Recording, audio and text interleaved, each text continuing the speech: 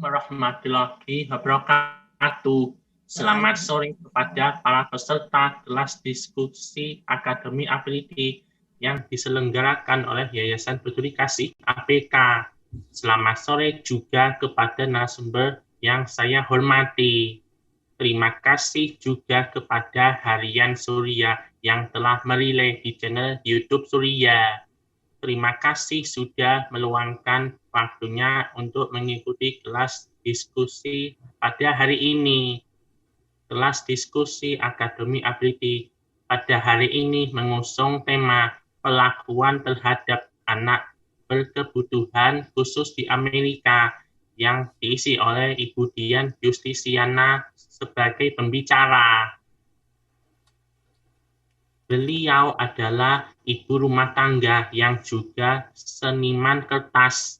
Selain itu, beliau juga seorang fotografer, penulis blog, dan memiliki bisnis pemandu dan pendamping orang Indonesia yang datang ke Amerika baik untuk berwisata, bekerja, ataupun menghadiri acara resmi seperti seminar, lomba, dan dinas. Banyak sekali kegiatan Ibu Dian ya.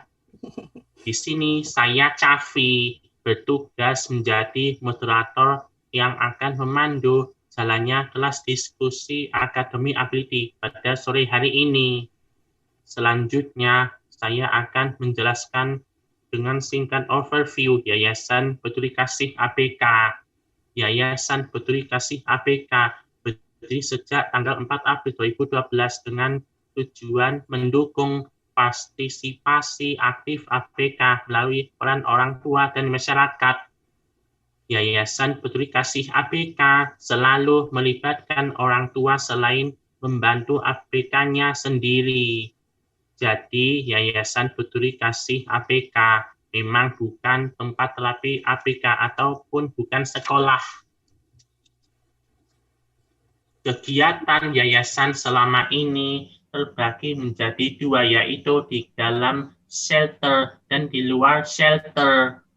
Namun karena COVID, kegiatan saat ini terbagi menjadi online dan offline. Seperti dalam slide ini, kegiatan yang dilakukan yayasan adalah sebagai bentuk pemberdayaan APK dan orang tuanya, serta mengenalkan kepada masyarakat agar terbentuk masyarakat yang ramah APK.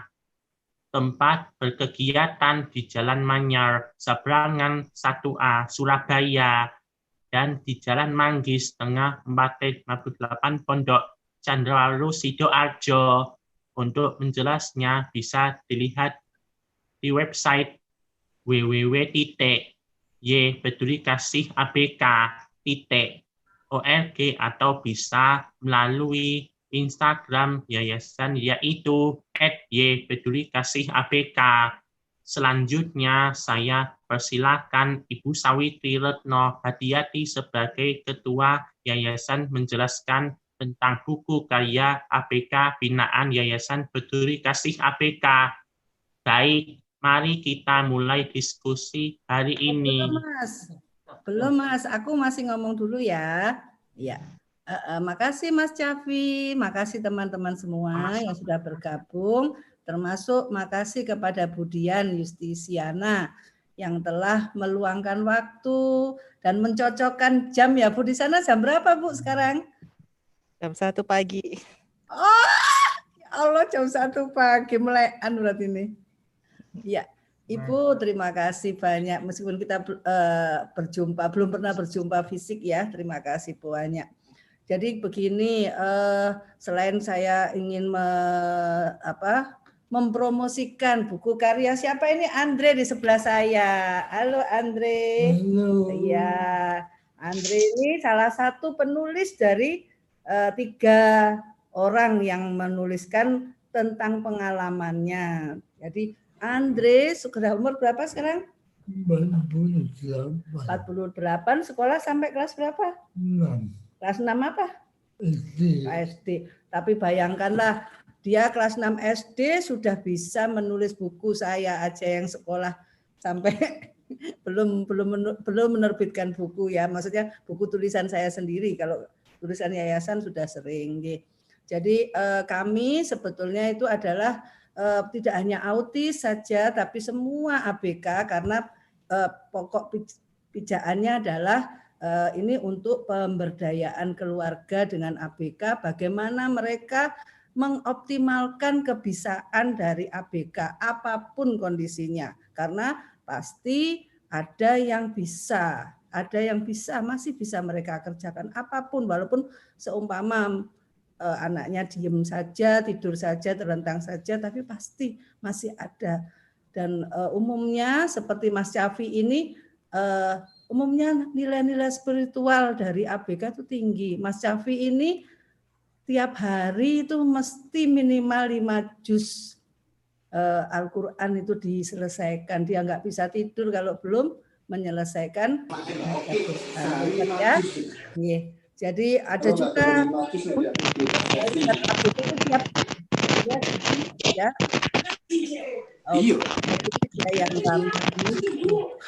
Yang ada yang ABK yang CP itu kalau mendengar azan saya lihat itu mesti menangis dia. Nah, jadi memang mungkin ini ABK itu diciptakan dengan suatu tujuan oleh Allah. Jadi kami ini intinya balik lagi bukan keterbatasan. Jadi intinya ini adalah panggung. Zoom ini adalah panggung untuk ABK.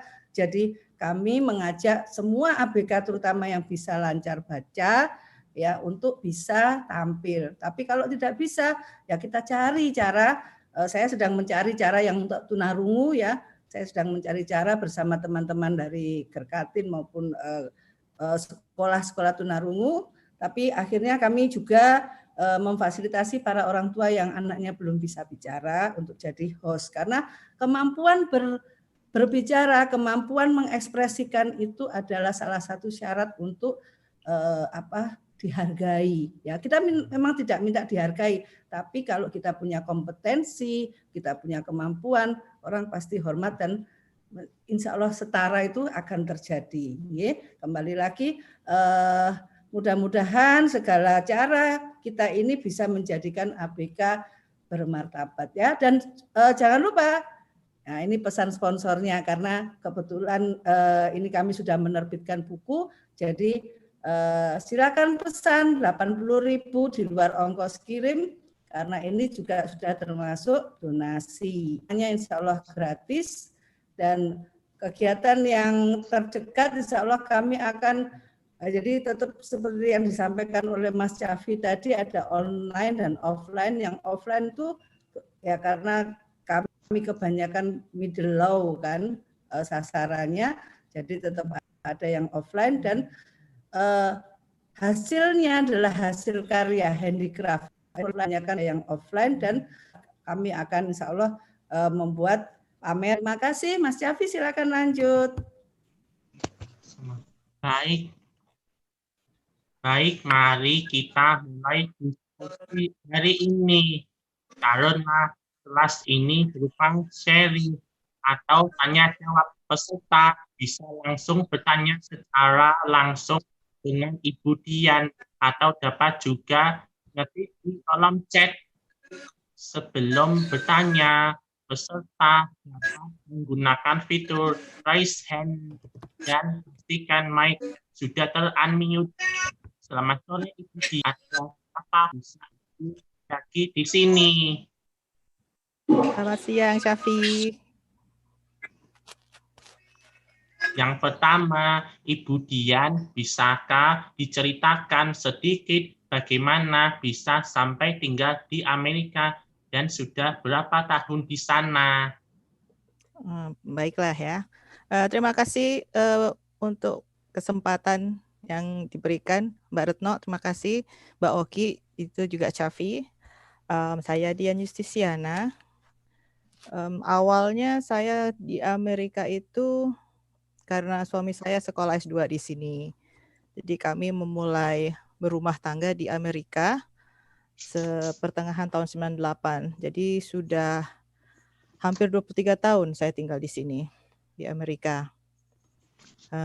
Saya pernah bekerja full time, saya pernah bekerja part time, sudah pernah jadi pengangguran juga. Jadi dan saya banyak memperhatikan ya iya karena hidup di sini jadi banyak memperhatikan banyak hal tentang Amerika dan juga karena saya orang Indonesia jadi saya bisa membandingkan yang di Indonesia dan di sini gitu. Gitu Safi? Selanjutnya, sebagai ABK, saya ingin tahu bagaimana fasilitas pendidikan di sana, khususnya bagi penyandang autis. Oke. Nah ya, oke. Jadi di sini sebagai untuk penyandang berkebutuhan khusus ya, jadi bukan hanya anak tapi juga semua orang, jadi baik anak dan juga dewasa itu dilindungi di bawah hukum federal. Jadi hukum federal itu berarti yang negara yang mengatur itu wajib. Jadi mereka wajib dan berhak untuk mendapatkan pendidikan. Dan di bawah peraturan federal ini pendidikan untuk anak berkebutuhan khusus itu tidak dipisahkan. Jadi tidak disendirikan di kelas sendiri, tapi bisa dibilang 80% itu mereka bergabung dengan anak-anak yang tidak memiliki disabilitas. Jadi mereka bisa mengenal anak-anak yang lain itu. Jadi tapi mereka tetap ada pendidikan khususnya. Jadi kalau di state saya, jadi saya tinggal di Connecticut itu ada aturannya sendiri. Jadi sekalipun ada hukum federal, itu setiap state itu pelaksanaannya bisa berbeda-beda. Jadi mereka punya aturan lagi gitu.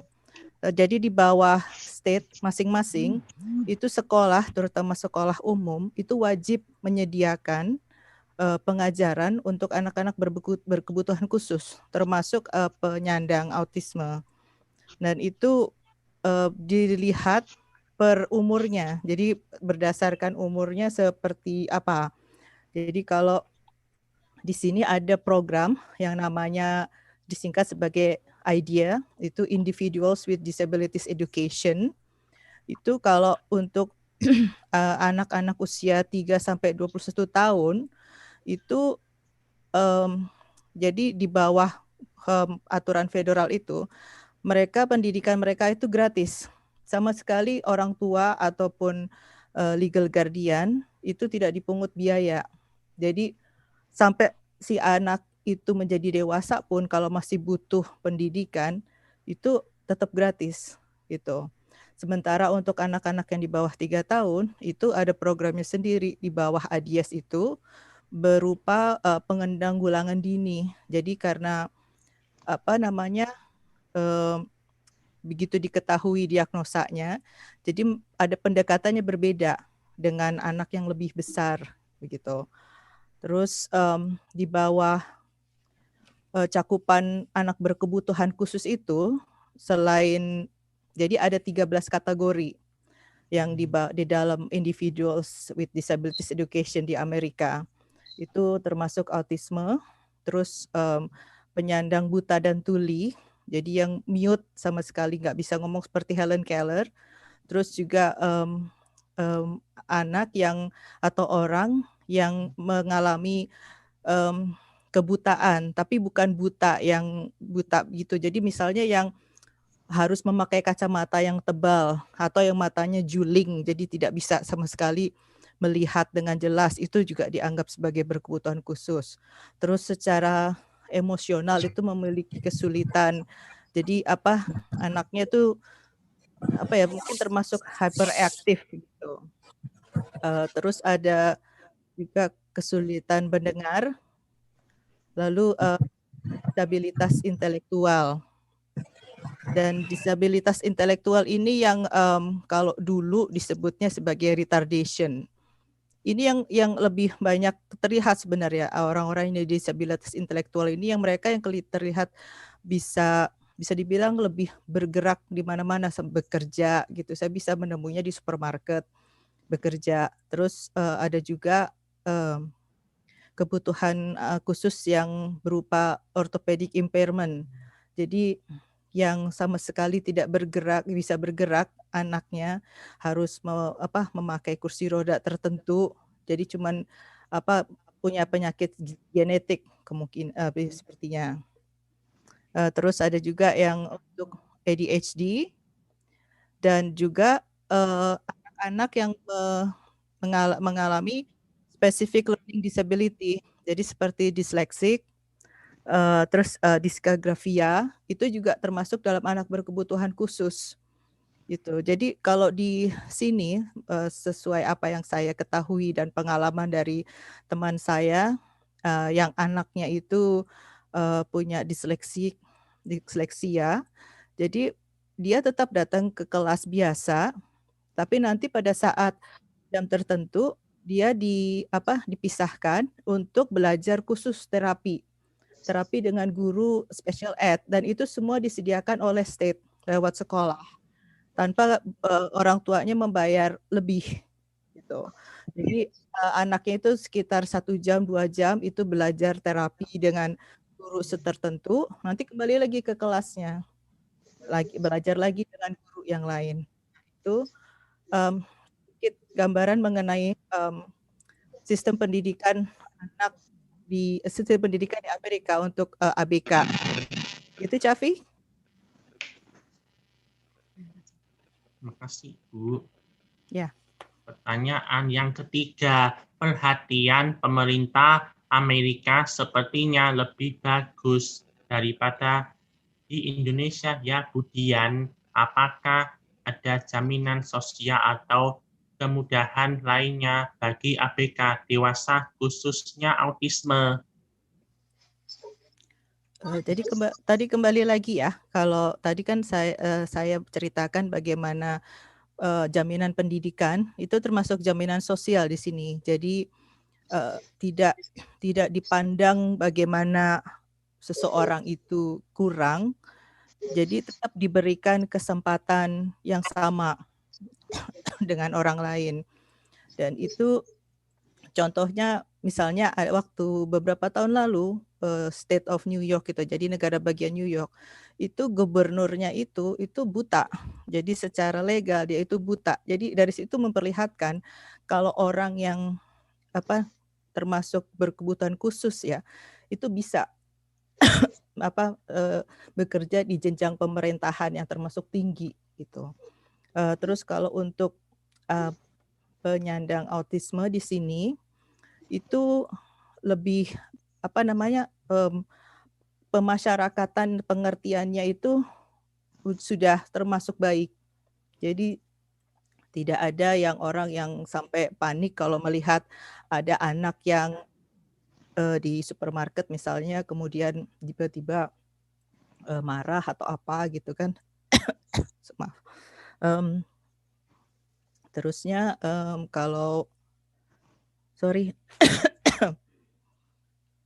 terusnya kalau berdasarkan kalau jaminan sosial yang lain seperti fasilitas kesehatan itu kalau di sini ada keharusan bagi perusahaan asuransi untuk menjamin penyandang berkebutuhan khusus termasuk autisme.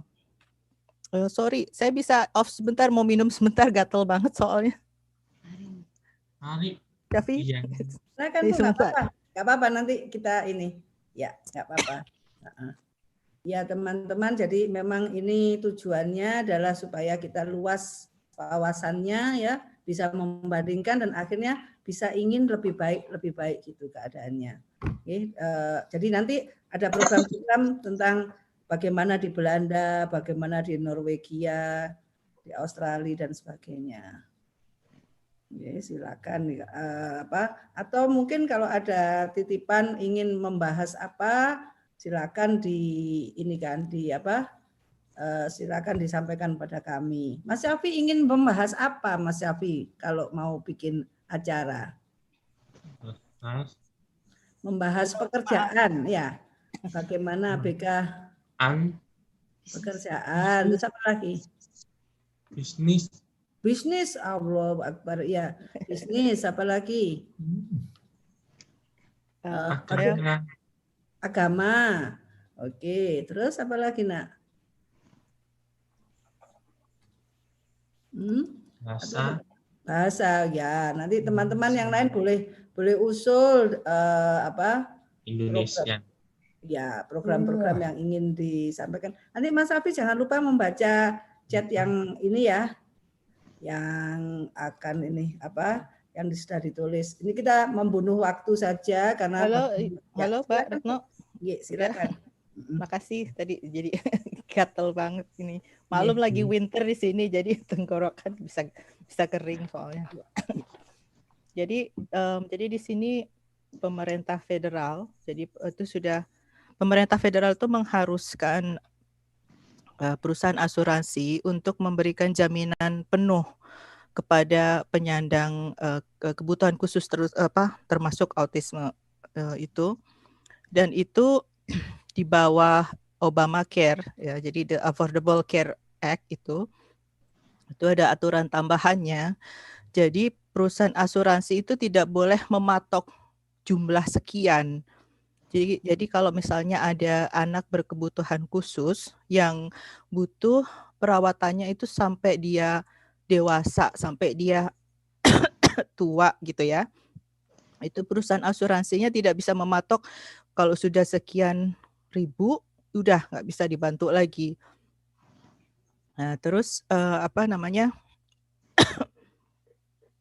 selain itu juga jaminan dari kesehatannya itu termasuk luas, itu sama semua. Jadi khusus untuk penyandang autisme itu ada pengobatan seperti terapi perilaku, jadi behavioral therapy, terus obat-obatan berupa resep, lalu jasa psikiatris, jasa psikologis, termasuk juga terapi fisik, juga jasa patologi bahasa dan bicara. Jadi ada terapi khusus untuk bicara itu, terutama untuk anak-anak autisme. Lalu terapi yang berhubungan dengan pekerjaan. Tadi Chafi sempat menyinggung soal pekerjaan. Jadi dan jaminan tersebut itu kalau saya bisa beri gambaran, karena ini berdasarkan umur kalau di sini. Jadi kalau terapi misalnya untuk anak di bawah usia 9 tahun, itu per tahunnya itu biayanya itu bisa mencapai $50.000 per tahun per anak ya. Jadi sekitar 700 juta. Dan itu di bawah jaminan asuransi. Jadi dan jaminan asuransi ini bisa yang didapat dari state. Jadi kalau di sini di state itu Connecticut untuk anak ada yang namanya Husky. Jadi program Husky namanya. Atau juga asuransi dari perusahaan swasta. Nah, jadi semuanya sama. Jadi kita sebagai orang tua tinggal pilih aja yang mana asuransinya. Dan kalau misalnya di bawah pekerjaan orang tua itu tidak ada asuransi, jadi state akan memberikan hak itu. Jadi asuransinya itu lewat state dan itu penuh. Nah, itu penuh itu.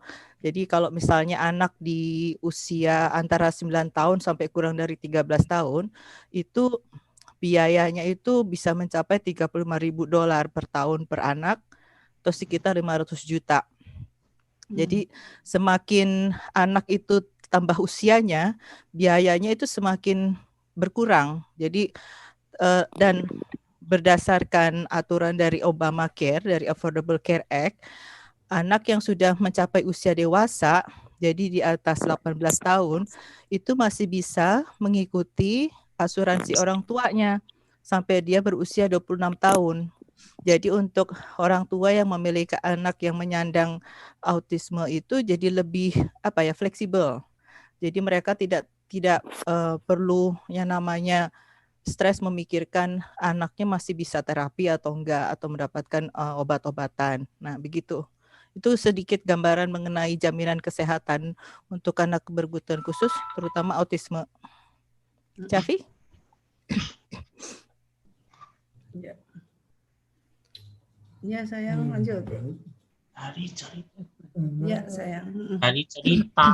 Ibu Dian, beruntung sekali ABK yang tinggal di Amerika ya Bu. Bagaimana ABK yang tidak bisa apa Bu Dian? Maksudnya tidak bisa dilatih bekerja. Bagaimana mereka kalau sudah tua? Ya, jadi di sini ada kategori tertentu. Jadi untuk mendapatkan apa namanya pendidikan yang bisa mencakup untuk anak kebutuhan khusus itu juga ada kategorinya. Jadi kalau misalnya sekalipun si anak didiagnosa menderita autisme, tapi dia masih bisa berfungsi, bisa melakukan banyak kegiatan tanpa stres ya misalnya, dan tanpa butuh bantuan yang sangat. Jadi dia tidak akan dimasukkan ke dalam kategori untuk menerima pendidikan khusus. Jadi dia tetap digabung dengan anak-anak yang lain itu. Tapi kalau misalnya orang tuanya keberatan, terus misalnya ada alasan lain, mereka bisa mengajukan permohonan dan itu nanti ditinjau lagi secara jadi tidak dipersulit gitu. Jadi kalau ada orang tua yang itu tidak dipersulit. Kalau misalnya anaknya butuh terapi misalnya kayak gitu, seperti itu. Nah, untuk tadi si Chafi menyinggung mengenai orang atau anak yang tidak bisa melakukan banyak hal, itu kalau di sini itu bisa dibilang sudah di bawah pengawasan state. Jadi mereka memiliki petugas sosial sendiri yang memang kerjanya untuk memantau mereka, bagaimana perkembangan mereka.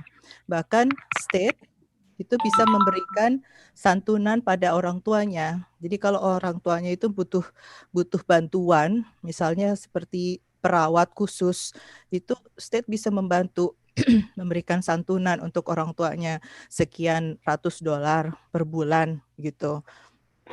Dan untuk orang yang ABK, yang anak orang berkebutuhan khusus yang dewasa, yang lepas, jadi bisa dibilang orang tuanya sudah terlalu sepuh misalnya untuk mengurus, itu mereka bisa ditempatkan sendiri di nursing home. Jadi atau assisted living. Jadi itu semua dikelola baik state dan ataupun private. Jadi dan itu ada yang penuh di bawah jaminan kesehatan dari state dan federal.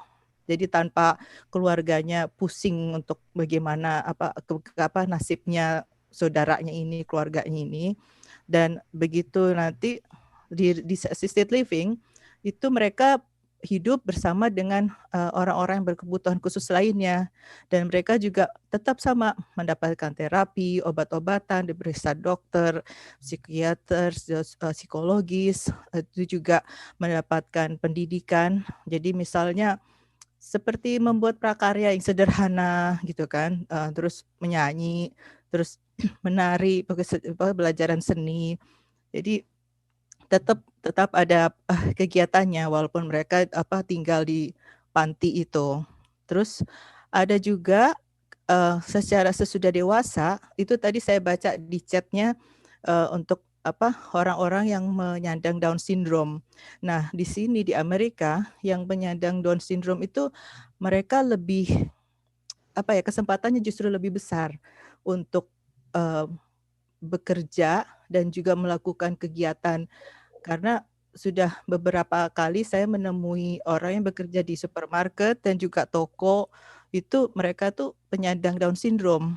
Memang mereka biasanya tidak bekerja sebagai kasir, tapi mereka misalnya bekerja sebagai greeter. Jadi orang yang menyambut pelanggan datang atau membantu menyediakan keranjang belanja atau menyimpan barang-barang di kantong belanja. Nah itu kebetulan saya juga nanti mau share foto. Jadi waktu itu pas pergi saya ketemu dengan orang yang berkebutuhan khusus yang sedang bekerja soalnya gitu. Terus ada juga bahkan yang sampai jadi aktor di sini yang Down syndrome, penderita Down syndrome. Mereka main drama gitu. Dan kalau di sini orang berkebutuhan khusus yang dewasa itu juga bisa menikah.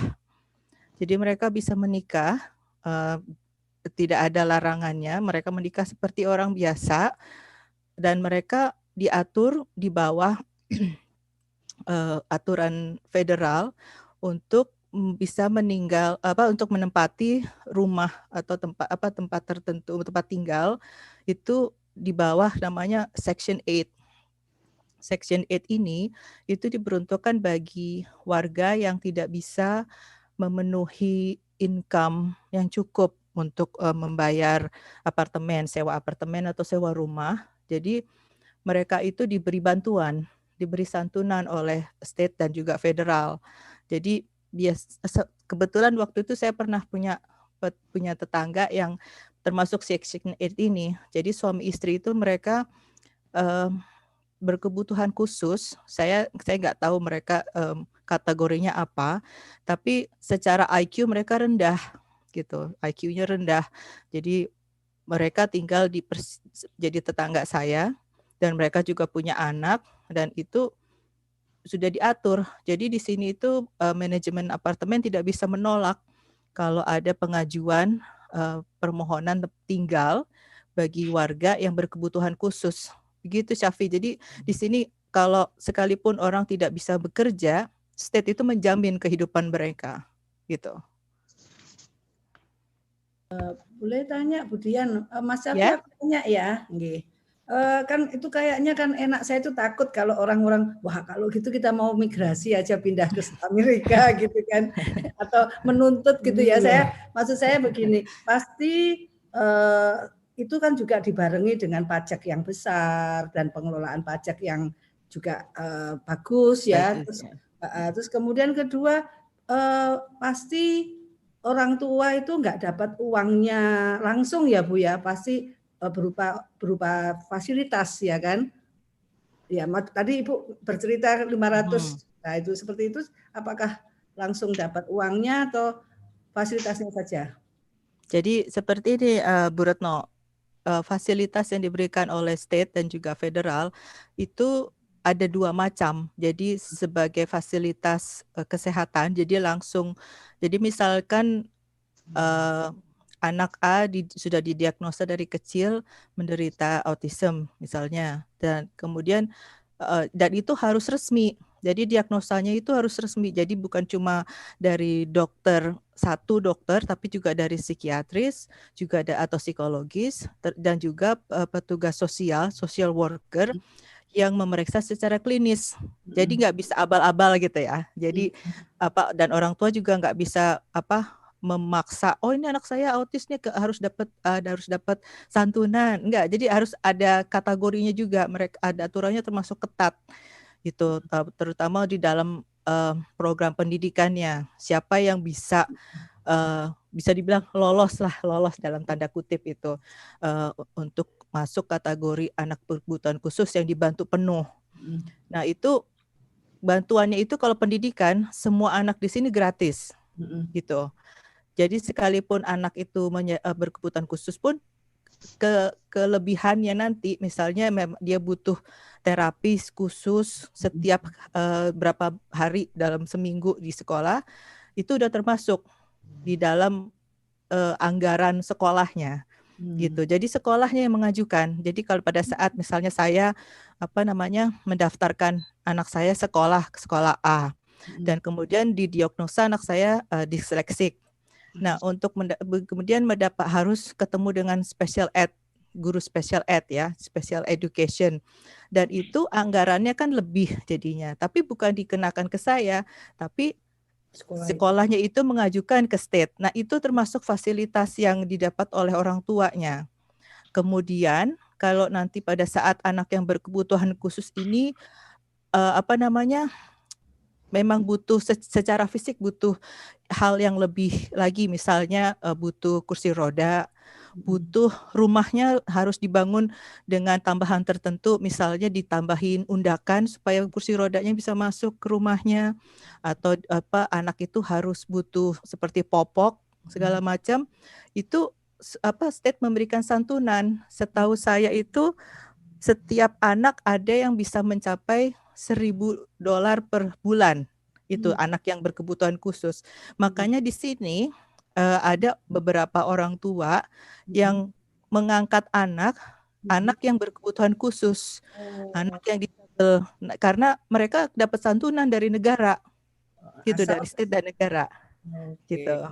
Asal permanen residen ya Bu ya? Oh enggak. Jadi kalau di sini semua anak ya, kalau semua anak yang lahir di Amerika itu kan memang berarti sudah menjadi warga negara Amerika, karena azasnya memang begitu, lahir di Amerika berarti jadi warga negara Amerika. Tapi sekalipun anak itu datang dari Indonesia misalnya, seperti waktu itu saya punya teman, dia waktu datang ke sini, mereka bawa 2 anak dari Indonesia, dan salah satunya putranya itu menyandang autisme. Dan pada saat di sini baru didiagnosa spektrumnya seberapa besar, ya gitu. Karena pas waktu di Indonesia nggak ketahuan, ya gitu. Nah pada saat di sini kemudian anaknya bisa ikut terapi, bisa ketemu dokter, dan itu semua gratis.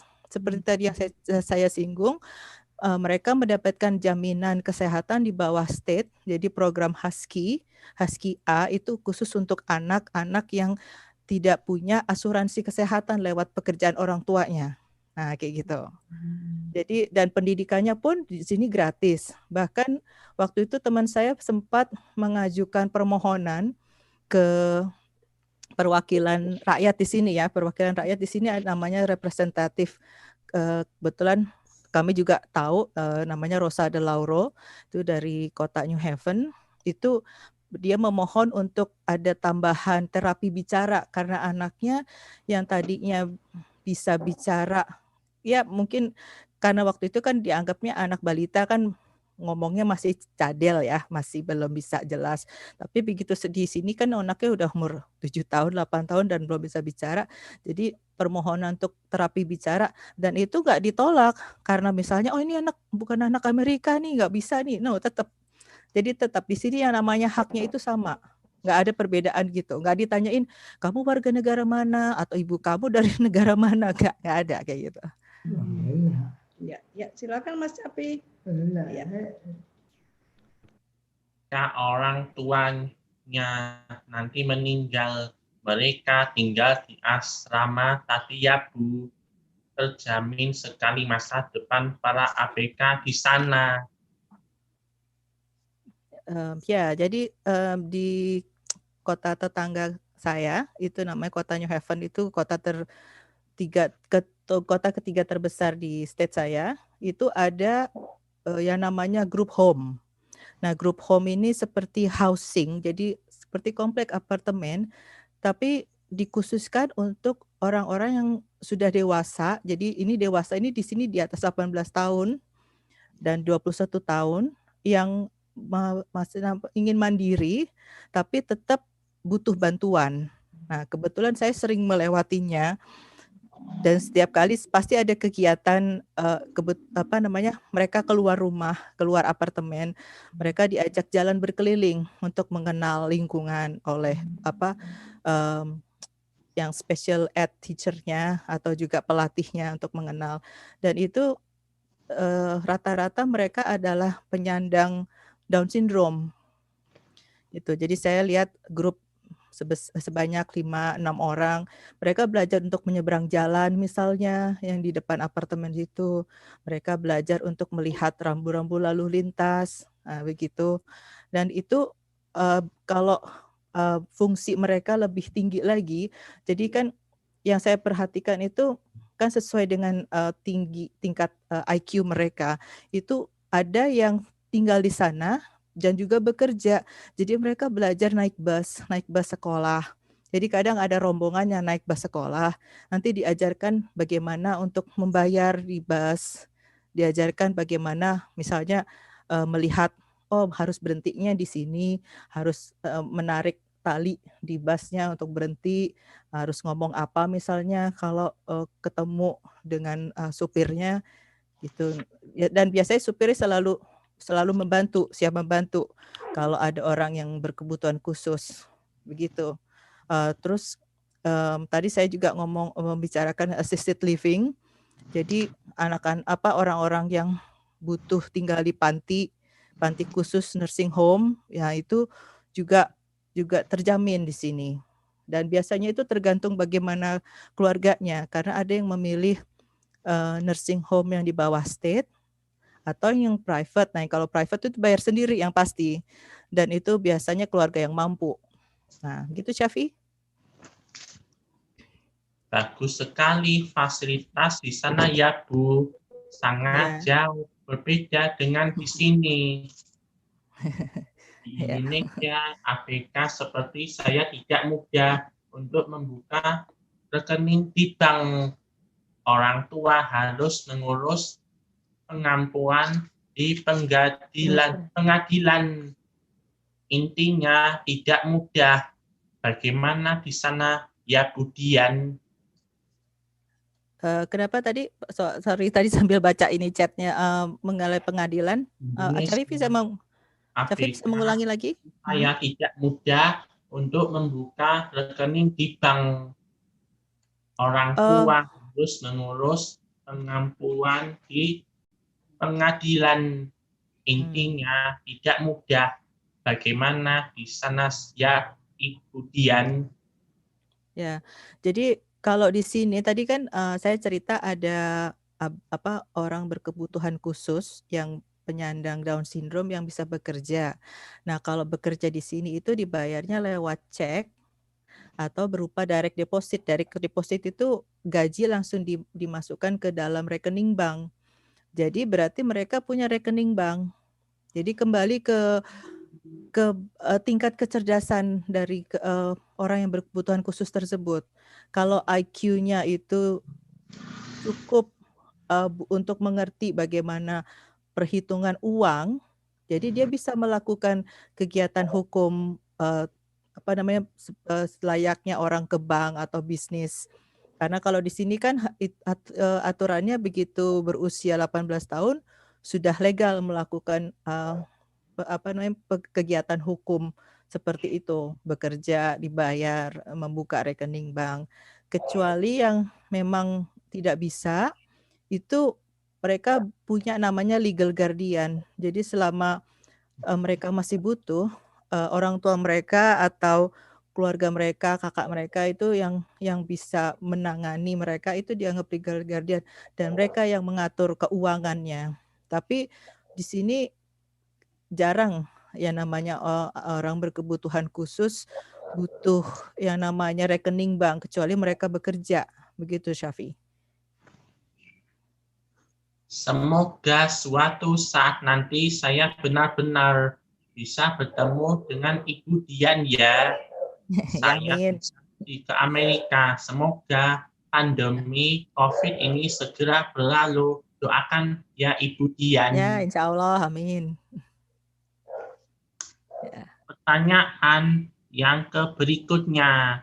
Perusahaan asuransi di Indonesia penyandang autisme belum mendapat hak yang sama dengan masyarakat umum. Asuransi kesehatan menolak apabila tahu pemohon penyandang autisme. Bagaimana di Amerika? Ini mengenai jaminan sosial kesehatan ya, asuransi kesehatan tadi ya, Syafi? Ya. Ya, tadi saya sudah menjelaskan sedikit mengenai asuransi kesehatan. Jadi memang diatur oleh pemerintah federal untuk semua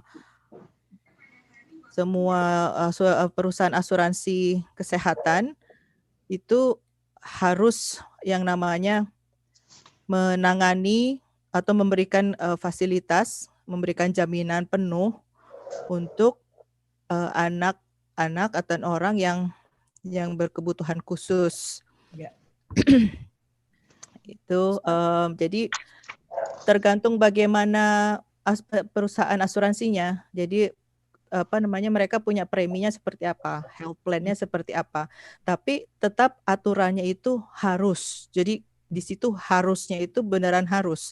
Jadi kalau sampai tidak memberikan, perusahaan asuransi bisa dikenai denda, bisa digugat ke pengadilan gitu. Dan itu yang menggugat bukan orang tuanya, tapi state yang menggugat gitu loh. Dan juga bisa pemerintah federal yang menggugat karena di sini dianggap sebagai pelanggaran hak manusia, asasi manusia kalau nggak diterapkan dengan penuh gitu.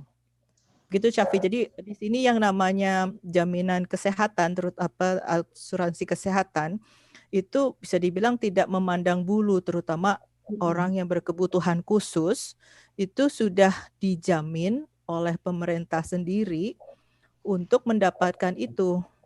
Jadi tidak memberatkan orang tuanya.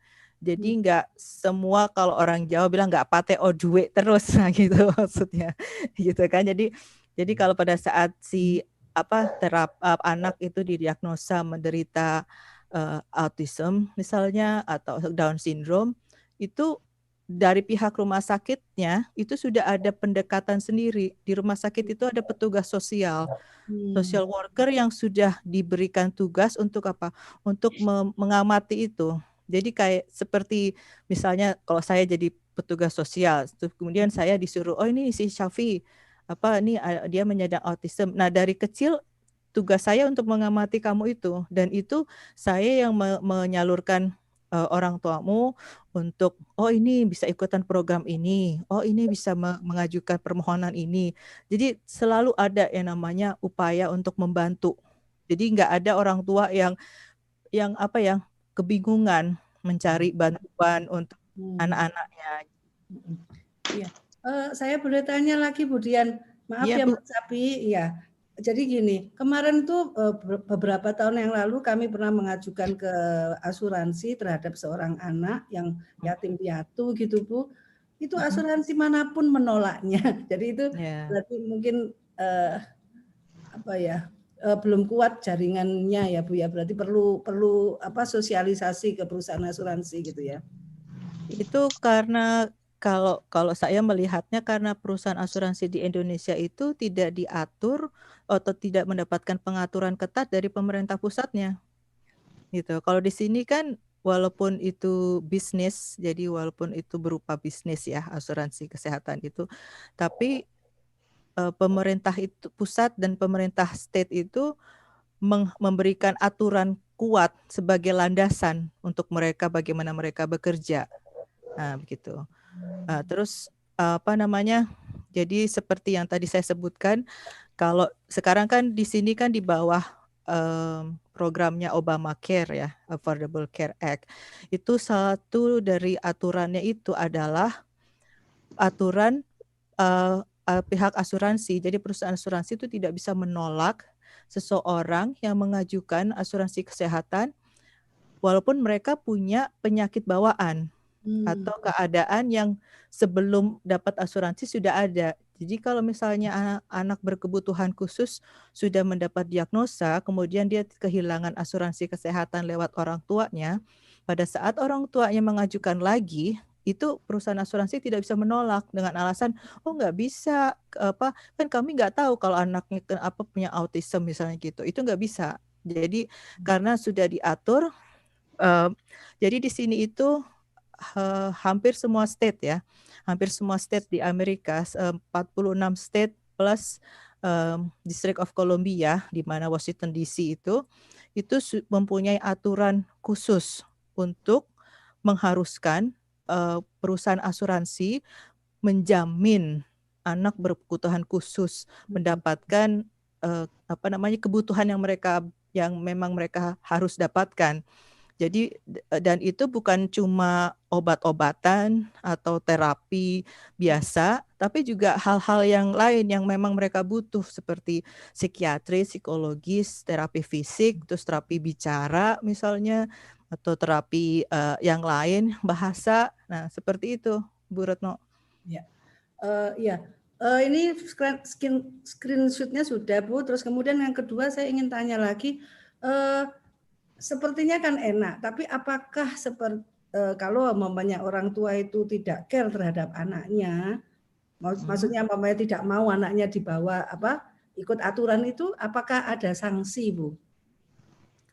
Apa kalau orang tuanya tidak memasukkan itu ke asuransi Ya, maksudnya? atau ya intinya neglected lah anaknya itu, apakah ada sanksi buat orang tuanya? Jadi kalau di sini yang namanya ketidakpedulian pada anak ya, jadi yang Udah. mengacu kepada penganiayaan itu kan child neglect itu tidak termasuk yang tidak mengikuti asuransi kesehatan karena selama si orang tuanya itu dianggap mampu misalnya membayar ya itu urusannya orang tuanya gitu loh mau ikut asuransi atau enggak sebenarnya kayak gitu. Gitu. Jadi kalau misalnya si orang tuanya misalnya bekerja jadi di McDonald. Nah, McDonald tidak menyediakan asuransi kesehatan untuk pekerjanya yang misalnya di kasir itu kan atau yang cooknya gitu kan. Nah, mereka itu si orang tua bisa jadi bebas tuh bisa mengajukan asuransi kesehatan lewat state dan state yang memberikan ke anaknya gitu. Tapi kalau si orang tua itu tidak mengajukan itu terserah dia Sama. gitu. Tapi Kalau asalkan si orang tua itu mampu ya atau mau untuk merawat anaknya itu tahu bagaimana kemampuan mereka untuk merawat anaknya. Tapi biasanya anak yang berkebutuhan khusus di sini itu selalu di bawah state untuk jaminan kesehatannya ini. Karena kan kebutuhannya besar dan rata-rata orang tua itu tidak bisa sampai mengeluarkan $50,000 setahunnya untuk menjamin kesehatan anaknya begitu. Tapi untuk child neglect itu ada hal lain lagi, bukan cuma sekedar tidak mengikuti asuransi kesehatan, tapi juga child neglect misalnya anaknya itu tidak diberi makan, dikurung di rumah aja jadi gak keluar, terus tidak disediakan kebutuhannya misalnya anaknya tidak bisa jalan tapi tidak sediakan kursi roda terus dibiarkan hidup kotor jadi kalau misalnya dia harus pakai popok tapi dibiarkan nggak pakai gitu kan kalau di Indonesia itu loh yang macam dipasung kayak gitu nah itu child neglect itu nah kayak gitu Bu Retno. Ada sanksinya? Nah itu biasanya udah termasuk kriminal. Nah itu kalau itu kita sebagai tetangga pun itu berhak untuk melaporkan ke polisi kalau ada child neglect seperti itu. Dan itu biasanya diajukan dulu ke namanya DCF, Department of Child Welfare,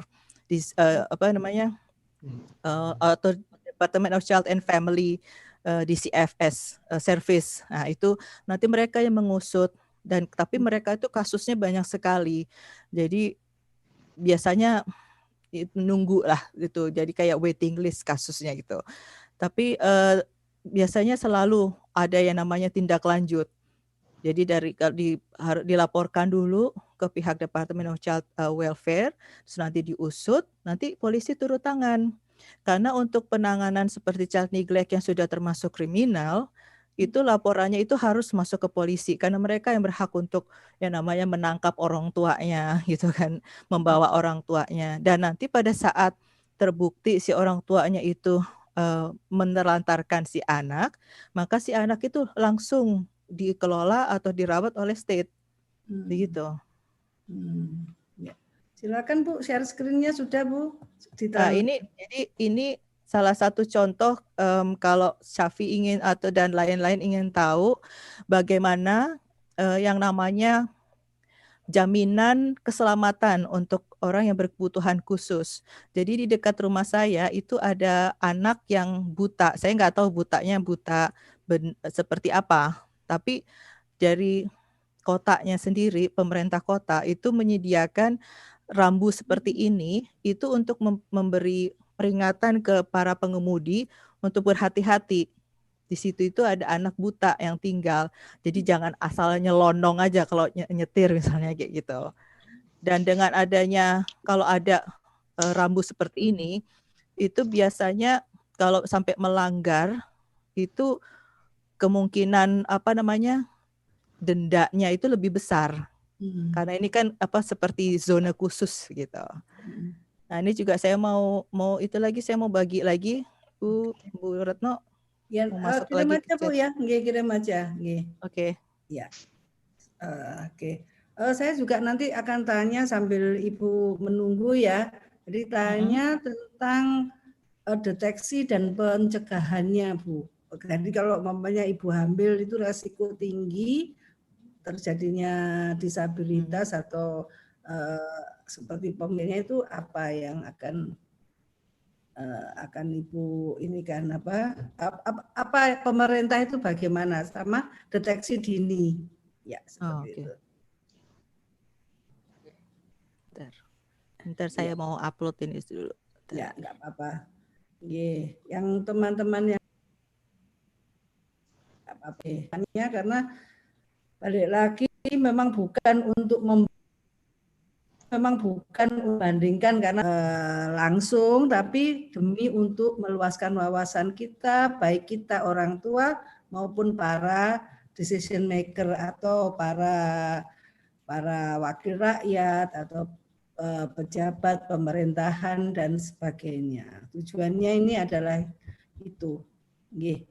Ya, sudah saya terima Mbak Dian, nanti kita akan share. Silakan Mas Syafi sambil menunggu. Atau ada ini Mas Aan. Silakan Mas Aan, silakan. Baik, assalamualaikum Bu. Waalaikumsalam.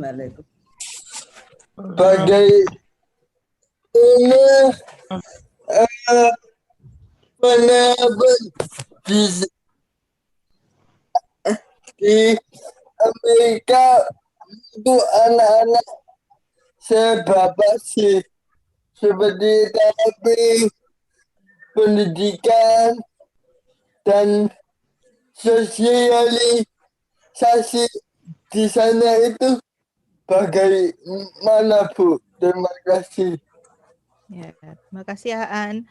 Jadi upaya untuk memasyarakatkan kepedulian pada orang-orang yang berkebutuhan khusus itu sampai kalau di sini itu ada buku anaknya. Jadi buku-buku anak yang khusus dibahas dari sejak anak-anak tuh masih kecil. Jadi anak-anak yang TK dan bahkan sebelum itu anak-anak pre-K ya, anak-anak preschool itu belajar untuk mengenal teman-temannya atau kalau ada anak lain yang berkebutuhan khusus. Jadi mereka itu diajarkan untuk sudah membuka wawasan. Jadi pada saat mereka besar tumbuh, mereka itu tidak mudah menghakimi orang lain. Itu yang saya lihat dari kurikulum sekolah di sini. Jadi sekolah yang anak-anak saya ikuti itu seperti itu. Juga ada program nasional seperti film acara-acara anak sekolah, anak di stasiun pendidikan di sini. Itu seperti serial namanya Arthur. Di situ ada episode yang menceritakan anaknya itu menderita autism. Nah, dan dia tuh tidak suka suara keras. Jadi tokohnya itu. Jadi dia tidak suka suara keras. Dan ini cara sosialisasi memperkenalkan ke anak-anak bagaimana ada anak yang tidak suka suara keras karena dia punya autisme, punya spektrum tertentu. Ada anak yang savant. Jadi autismenya itu cenderung ke jenius kalau saya bilang sebenarnya. Jadi savant, mereka bisa menghafal dengan cepat, mereka bisa menggambar dengan bagus, dengan detail. Tapi secara sosialisasi mereka tidak bisa diajak ngobrol begitu aja. Seperti anak kawan saya, itu kalau saya ngajak ngobrol, dia nggak berani untuk menatap saya mata atau wajah dengan wajah. Jadi dia itu kalau menurut ibunya ada autismnya sedikit. Nah, tapi dia nggak pernah yang namanya ikut terapi. Jadi dia juga tidak ikut program pendidikan khusus di sekolahnya. Karena tadi seperti yang saya uraikan, tidak semua anak yang berkebutuhan khusus bisa masuk kategori mendapatkan pendidikan tersebut, gitu. Jadi kalau di sini yang namanya anak berkebutuhan khusus itu tidak disendirikan. Mereka sudah digabung dengan anak-anak lain sejak kalau sekolahnya sama ya mereka bareng di dalam kelas gitu. Tapi berdasarkan program pendidikannya itu anak yang berkebutuhan khusus akan didudukkan sendiri. Jadi didudukkan dekat gurunya supaya dia tidak terlalu stres ya. Dan juga anak yang seperti yang autism yang memang tidak bisa mendapat gangguan, dapat dari keributan teman-temannya, itu didekatkan gurunya dan sementara teman-temannya diletakkan yang agak jauh gitu. Jadi posisi duduknya itu diatur supaya bisa memungkinkan si anak untuk belajar dengan maksimal gitu. Itu Aan mungkin itu sudah saya jawab. Itu saya mau bertanya. Ya, sebentar. Mas Syafi silakan. Ya. Di sini orang tua saya tidak Terima bisa kasih, Bu. memberikan saya ke Iya, dalam iya. apapun karena saya autisme. Bagus sekali fasilitas di sana ya Bu. Seandainya saya lahir di sana, enak ya. Semoga Indonesia bisa seperti Amerika. Contoh penanganan ala KPK seperti di sana ya Bu Dian. Iya, iya Syafi. Selanjutnya, bagaimana keamanan fasilitas umum seperti transportasi dan teknologi untuk ABK di Amerika. Ya, ini kebetulan Syafi menanyakan mengenai transportasi dan keamanan. Jadi ini salah satu contoh bagaimana orang berkebutuhan khusus itu bisa mengendarai mobil di sini. Jadi mereka bisa mengajukan izin khusus itu nanti lambangnya seperti ini, lambangnya orang yang duduk di kursi roda. Nanti lambangnya itu diletakkan di mobil. Jadi di kaca spion itu ditaruh di bukan di kaca spion, maksudnya di kaca di atas. Jadi nanti mobilnya itu ada lambangnya orang disabel ini. Jadi ini termasuk parkir untuk orang yang disabilitas. Jadi orang lain itu tidak bisa parkir di situ. Kalau orang lain ada yang parkir di situ tanpa memiliki izin, mereka bisa dikenai tilang. Dan salah satu contohnya, kalau di bus dan kereta itu juga ada tempat duduk yang diutamakan untuk disabel. Itu. Dan juga kalau mereka bisa yang namanya meminta, jadi menelpon pihak dari kota. Jadi pihak kota itu ada yang menyediakan van khusus, jadi mobil khusus untuk menjemput orang-orang yang berkebutuhan khusus yang misalnya butuh untuk pergi ke dokter atau terapi. Jadi mereka menelpon minta dijemput, nanti disediakan, didatangkan van-nya, dibantu untuk naik ke mobilnya atau ke van-nya ini, diantarkan, nanti dijemput lagi, begitu. Itu termasuk fasilitas yang disediakan oleh kota, Syafi, untuk supaya orang yang berkebutuhan khusus itu tetap bisa melakukan kegiatan macam-macam. Nah, seperti itu. Nah, kalau yang di foto ini yang saya ceritakan seorang yang berkebutuhan khusus, dia tuh penyandang Down syndrome. Ini yang bekerja di sebuah toko. Saya baru aja pergi ke toko itu pada saat terus dia menyapa saya gitu kan, say hello gitu kan, thank you gitu. Jadi ini dia bekerja sebagai greeter dan juga menyiapkan keranjang yang sudah dibersihkan untuk para pelanggan yang datang. Ini salah satu contohnya bagaimana seorang dewasa yang berkebutuhan khusus bisa bekerja. Dan bekerjanya itu bukan bekerja yang yang kecil lah fungsinya, tapi itu termasuk pekerjaan yang biasa, sama dengan orang yang non disable. Nah, begitu.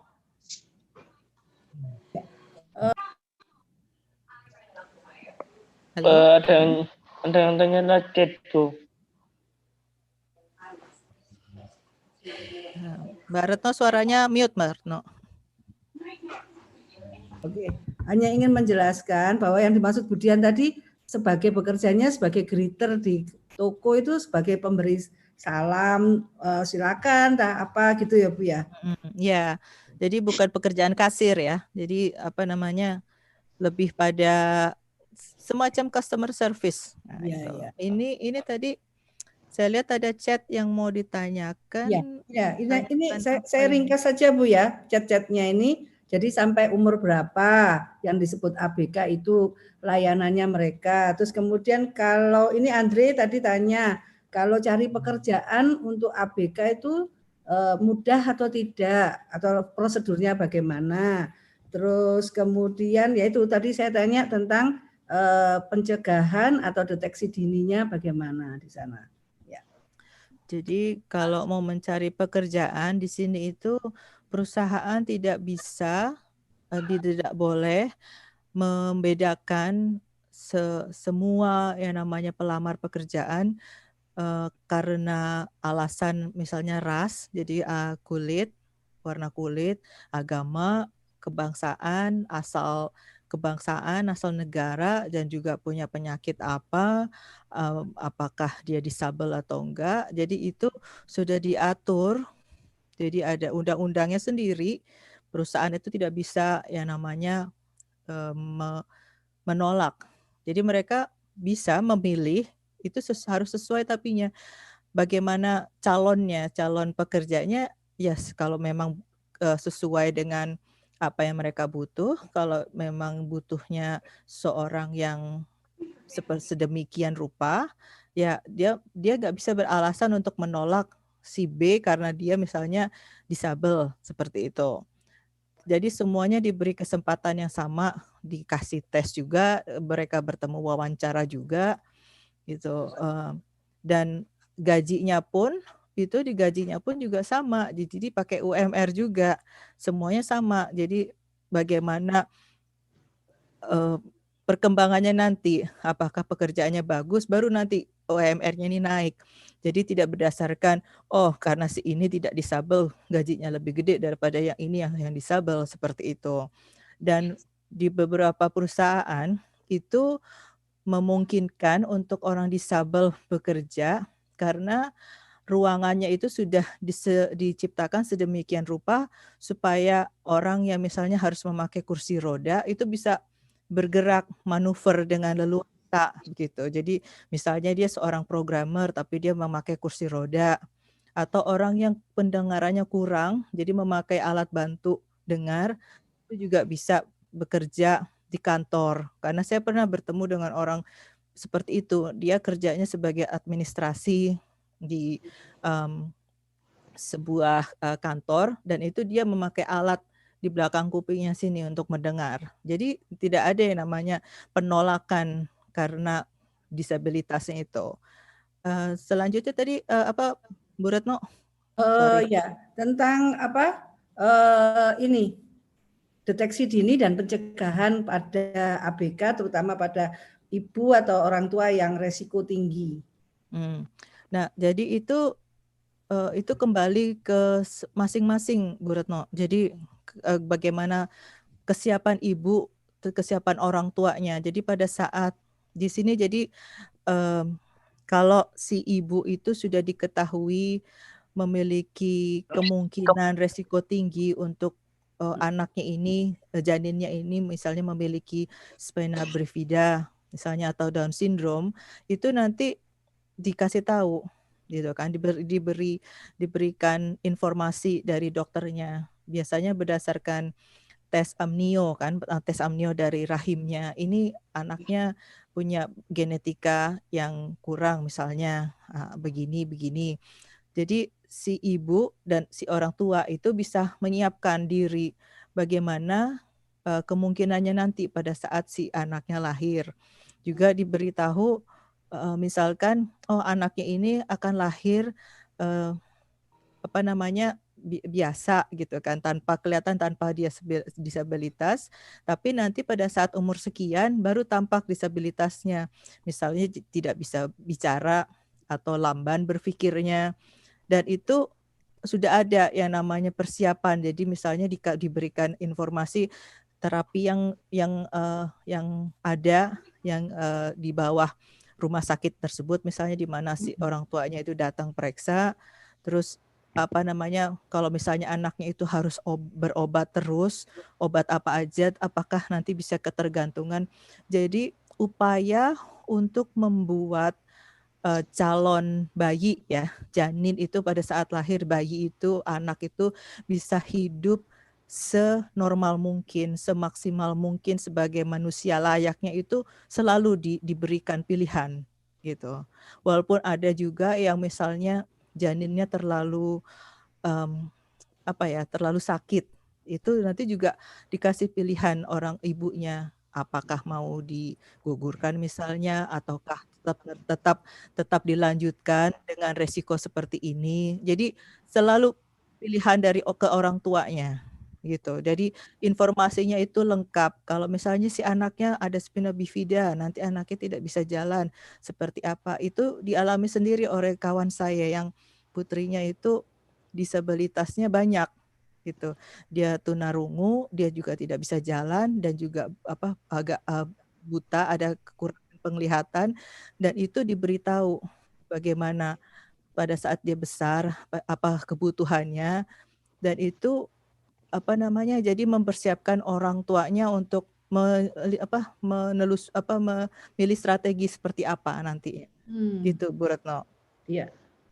Ini ada pertanyaan Bu, sampai umur berapa Bu jaminan-jaminan itu bisa didapatkan oleh orang tua? Nah, jadi kalau berdasarkan Obamacare, jadi Affordable Care Act itu, anak atau orang dewasa yang berkebutuhan khusus, bahkan yang tidak berkebutuhan khusus, itu bisa ikut jaminan asuransi kesehatan orang tuanya sampai usia 26 tahun. Nah itu. Nah kalau yang orang berkebutuhan khusus itu dari anak sampai usia 18 tahun. Nah begitu di atas 18 tahun itu dianggapnya dewasa. Ya. Dianggapnya orang berkebutuhan khusus dewasa. Kalau kebutuhannya itu sangat besar, jadi yang namanya seperti butuh perawat 24 jam, butuh yang namanya terapi yang cukup. Jadi walaupun usianya sudah 20 tahun, tapi tetap harus terapi, tetap harus dibantu, dan itu tetap yang namanya jaminan kesehatannya itu dipindah, jadi dari orang tuanya ke dia sendiri, karena dia kan sebagai dewasa dianggapnya begitu. Jadi dia tetap, dan itu diatur dari tadi yang saya sebutkan, hukum dari aturan dari state-nya seperti apa gitu, seberapa besar biayanya, itu diatur berdasarkan state-nya masing-masing, nanti diikuti oleh asuransinya. Begitu Bu Retno. Silakan Mas Syafi lagi. Terima kasih penjelasannya Bu Dian, lengkap sekali betapa nyamannya para ABK di sana. Lebih beruntung daripada di sini karena fasilitas dari pemerintah sangat terjamin. Tiba saatnya di penghujung acara, Bapak Ibu sekalian, kami sangat berterima kasih atas partisipasinya di acara webinar ini. Atas nama panitia penyelenggara, kami memohon maaf atas kata-kata atau kendala teknis kami yang kurang berkenan. Khususnya saya yang masih dalam taraf belajar untuk menjadi moderator. Terima kasih kepada Ibu Sawitri yang sudah memberikan kesempatan ini.